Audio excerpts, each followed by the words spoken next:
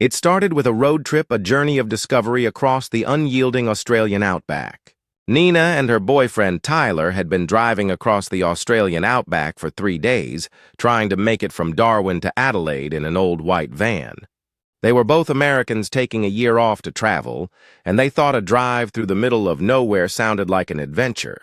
It was all red dust, endless roads, gas station pies, and kangaroos leaping out of nowhere. They hadn't seen another car for hours when they pulled into a ghost town called Boulia. No shops, no music, no signal, just heat flies and a pub that looked like it had been forgotten by time. Inside the pub, an old man at the bar stared at them as they ordered water and sat near the window. "You two driving tonight?" he asked. "Yeah," Tyler said. "Trying to get a few more hours south before sundown." The man nodded slowly. Then he said, "If you see a floating light in the dark, don't follow it." Nina laughed, but the man didn't. "They're called the Min Min lights," he said. "Been around forever. Aboriginal people say they're spirits. White men say they're gas or science. Doesn't matter. If you chase the lights, you won't come back. People have followed them into the bush and just disappeared." Tyler couldn't help himself.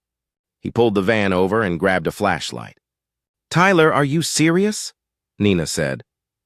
"You heard what that guy said. This is exactly how people go missing." He grinned. "Come on, you don't really believe that, do you?" But she did. Something about that light didn't feel right. Still, she followed him. The night air was dry and still the kind that made sound carry far and feel strange. Their boots crunched across the gravel as they stepped into the dark. The light appeared again, this time deeper in the brush. It flickered like a flame but didn't move like one. It hovered just above the ground, leading them further off the road. Tyler kept chasing. Nina hesitated. "Babe, come on!" he called. "Tyler, I'm not doing this!" But when she turned around, she realized something awful. She couldn't see the van anymore. The outback was too dark. The sky had swallowed everything. Only the strange light ahead of her remained. She ran forward thinking she'd find Tyler. Instead, she found silence.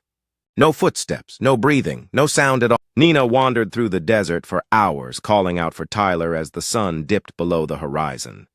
She screamed Tyler's name until her voice cracked desperation, echoing against the silence of the night.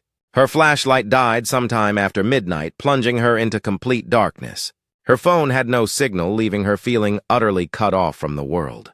The stars above were cold and endless, and the fear in her chest felt like it was turning to stone. She finally curled up beside a rock and waited for morning, shivering as the chill of the night settled around her. When the sun rose, she found herself just a few hundred feet from the road, relief flooding her as hope flickered back to life. The van was gone, leaving her alone with the haunting silence of the empty desert. Tyler was gone, and a wave of despair crashed over her as the reality set in.